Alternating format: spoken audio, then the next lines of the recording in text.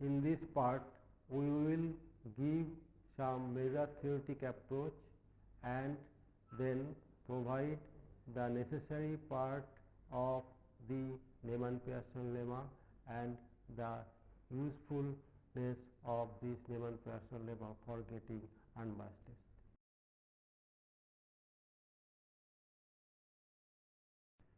First, we give an idea of measure. Suppose X is a mapping from omega to script X, which is a subspace of R to the power n, and script X is an A or B measurable mapping, where beta is a sigma algebra of subsets of script X. The pair script X beta is a measurable space. The measure of a set B belonging to script beta is defined by mu of B is equal to integration over B of dx. Actually, it gives area, length, volume, etc. Then we get triple like script X, script beta and mu, and that triple is called measure space. Thus, we get double, which is script X and script beta, which is called measurable space, and the triple, which is script X, script beta and mu, which is called a measure space. For a function g defined on script X, we define the integral of g over a set B belonging to script beta as integral over B gx dx is equal to integral over script X I bx gx dx, where I suffix bx represents an indicator function which takes value 1 if x belongs to B and 0 if x does not belong to B. Thus, Ibx is called indicator function. Now, we get the idea of sets of measure 0 and their significance.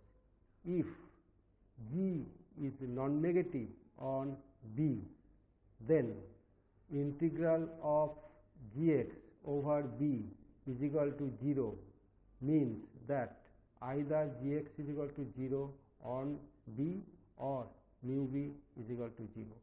We say that Gx is equal to 0 almost everywhere on B. More specifically, Gx is equal to 0 mu almost everywhere on B. That is, Gx is equal to 0 for all x belonging to B minus n, where mu of n is equal to 0 with n belonging to script B. That means the function Gx is 0 for almost all beta except some set n in which the measure of the set n is equal to 0. If the function g is non-negative almost everywhere mu on B and integral of gx over B is equal to 0, then gx is equal to 0 almost everywhere on B. If gx is positive almost everywhere mu on B and integral of gx over B is equal to 0, then mu B is equal to 0. Next, we come to the necessary part of the proof of Neyman Pearson lemma with the help of measure theoretic approach. The necessity part of the Neyman Pearson lemma states that if a test phi naught is most powerful at level alpha for testing the simple null theta is equal to theta naught against the simple alternative theta is equal to theta 1, then for some k greater than is equal to 0, it satisfies phi naught x is equal to 0 if px theta 1 is less than k into px theta naught, and 1 if px theta 1 greater than k into px theta naught almost everywhere. It also satisfies E theta naught phi naught x is equal to alpha unless there exists a test of size less than alpha with power 1. We call this equations as 1 and 2. Here we shall show that any most powerful level alpha test for testing H0 against H1 is necessarily of the form 1 except on a set on which mu measure is 0. As before, phi naught is a test satisfying 1 and 2. Also let phi naught be most powerful at level alpha for testing H0 against H1. Then from the proof of sufficiency we get phi naught x minus phi star x into px theta 1 minus k into px theta naught is greater than is equal to 0 for all x belonging to script x. Now we consider the sets A1 is equal to set of those x for which phi naught x is different from phi star x, and A2 is equal to set of those x px theta 1 is different from k into px theta naught. Then the integral of phi naught x minus phi star x into px theta 1 minus k of px theta naught over script x is nothing but the integral of phi naught x minus phi star x into px theta 1 minus k into px theta naught over A1 intersection A2. Actually, in the intersecting part of A1 and A2, both of phi naught x is different from phi star x and px theta 1 is different from px theta naught. For the remaining part, either the difference of phi naught x and phi star x is 0, or px theta 1 minus k px theta naught is equal to 0, or both of them are 0. If mu of A1 intersection A2 is greater than 0, we get E theta 1 phi naught x minus phi star x is greater than 0.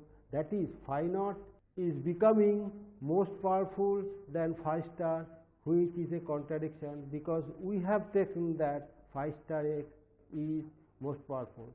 So to get E theta 1 of phi naught x minus phi star x is equal to 0, we must require that measure of mu A1 intersection A2 is equal to 0. That is, phi naught x is equal to phi star x almost everywhere mu.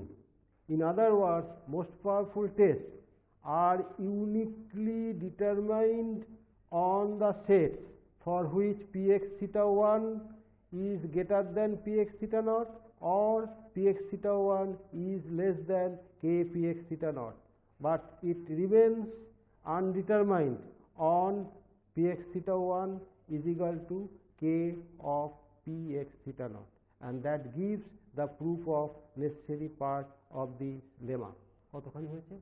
Now, how it is not uniquely determined by the necessary part, we consider the following example.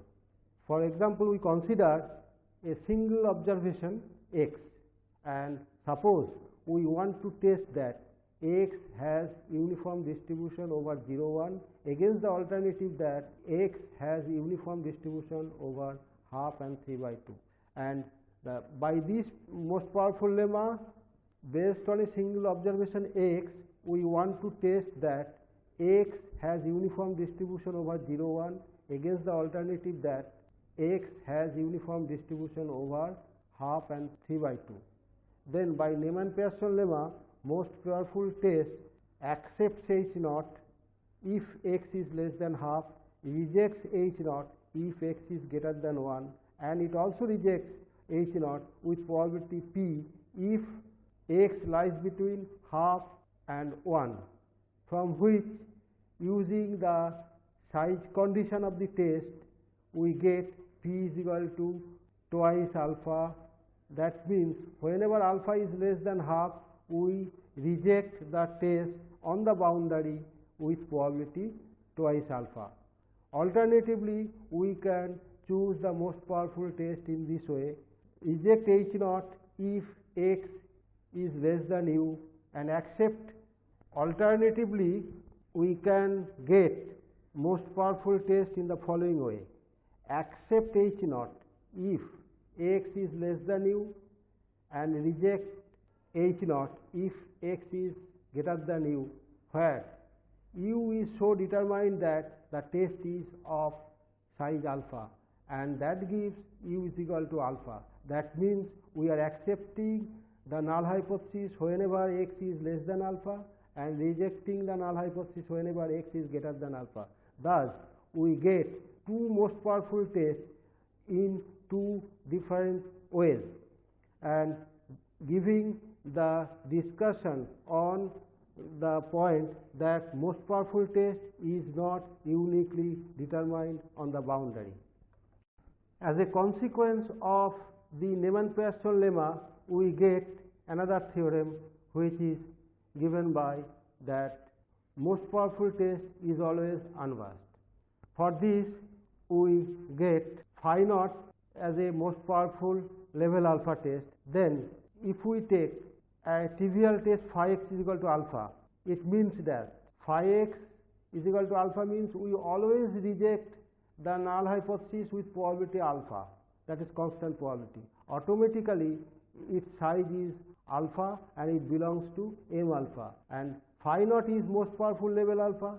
So, phi naught has power greater than any other level alpha test, and automatically E theta phi x is greater than is equal to, as phi naught is most powerful level alpha test, we get E theta phi naught x is greater than is equal to E theta phi x, giving that the test is unbiased. In this part, we give an idea of getting most powerful test subject to one restriction. That means we have maximized the power subject to level condition or size condition, but sometimes we may require the condition of unbiasedness. That means we want to maximize the power subject to size and unbiasedness condition, and that will be discussed in a further issue.